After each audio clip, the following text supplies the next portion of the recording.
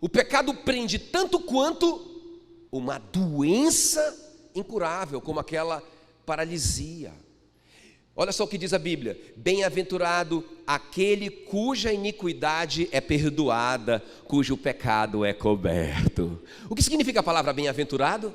Felizes. Olha o que a Bíblia está dizendo: a verdadeira felicidade só tem aquele que teve o perdão dos seus pecados. Quantos aqui já foram lavados pelo sangue de Jesus e têm os seus pecados perdoados?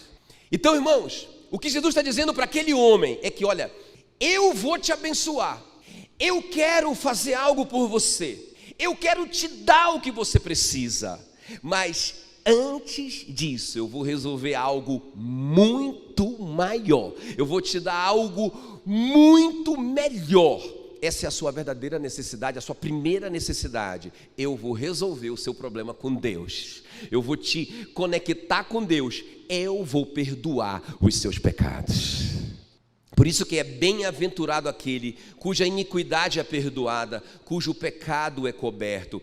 Olha só, aquela mulher pecadora, uma prostituta, que derramou o perfume precioso sobre Jesus, quebrando o vaso de alabastro. Olha o que Jesus disse para aquela mulher no final, Lucas 7,48, ele disse: perdoados são os teus pecados. Puxa vida, ele poderia dizer tanta coisa para aquela mulher fez algo tão especial para ele, e ele deu algo mais especial para ela.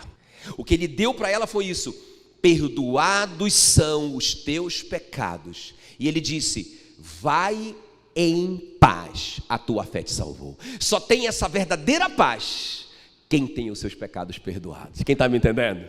Por isso, irmãos, que isso é tão importante. Por isso que quando Jesus disse para aquele homem: perdoados são os teus pecados, ele deu a maior bênção que nós podemos ter. Qual que é a maior bênção que existe?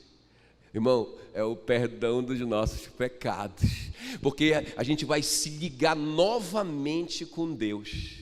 Que coisa mais linda! Então, por isso que Jesus priorizou isso. Olha só, irmãos, quando a gente tem os nossos pecados perdoados, olha o que vai acontecer na nossa vida. Eu não posso te dar uma lista, não tão grande, mas pelo menos 3 coisas acontecem imediatamente. Provérbio 16:7 diz assim: olha, sendo o caminho do homem agradável ao Senhor, ou seja, o pecado dele foi perdoado, ele foi reconectado com Deus pelo sangue de Jesus. Sendo o caminho do homem agradável ao Senhor, ele reconcilia com ele até os seus inimigos. Irmão, até o inimigo do cara vai querer abençoar o cara. Até aquele cara que fala mal de você vai te abençoar.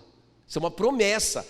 Quem está de bem com Deus pelo sangue de Jesus, até o inimigo vai fazer coisas boas para você. Quem está me entendendo? Amém? Você acredita nisso? Olha só o que acontece com quem resolve isso com Deus pelo sangue de Jesus, tem os seus pecados perdoados. O apóstolo Paulo disse que nenhuma condenação há para os que estão em Cristo Jesus. Então essas pessoas que vivem atormentadas porque fizeram algo muito grave no passado. Eu fiz algo muito grave, eu cometi um pecado muito grave. Irmãos, quando elas entendem essa bênção que elas receberam, que Jesus já disse para elas: os teus pecados já estão perdoados, aleluia. Quando elas entendem isso, que Jesus morreu no lugar delas, derramou o sangue deles por elas, né? Irmãos, eles param de se atormentar, não há condenação nenhuma. Amém? Quantos livres tem aqui nessa noite? Não há condenação para aqueles que estão em Cristo Jesus. Meu Deus do céu, que coisa tremenda. O apóstolo Paulo também diz que todas as coisas cooperam para o bem dessas pessoas. Então até aquilo, irmão, que a gente pensa que é ruim, está construindo a nossa vitória, porque a Bíblia diz que em Cristo Jesus Deus está sempre nos conduzindo em triunfo. Diga sempre, diga sempre. Irmão, Deus sempre está te conduzindo em triunfo. Você pode falar para mim assim: não, pastor, o senhor não está sabendo, o senhor não sabe. O senhor não sabe o que eu passei hoje, ou o que eu passei essa semana, ou esse mês, ou esse ano. Eu tive uma grande derrota, e eu creio que eu fui lavado pelo sangue de Jesus. Eu creio que os meus pecados foram resolvidos com Deus. Eu creio que eu estou zerado com Deus por causa de Jesus. Eu creio nisso.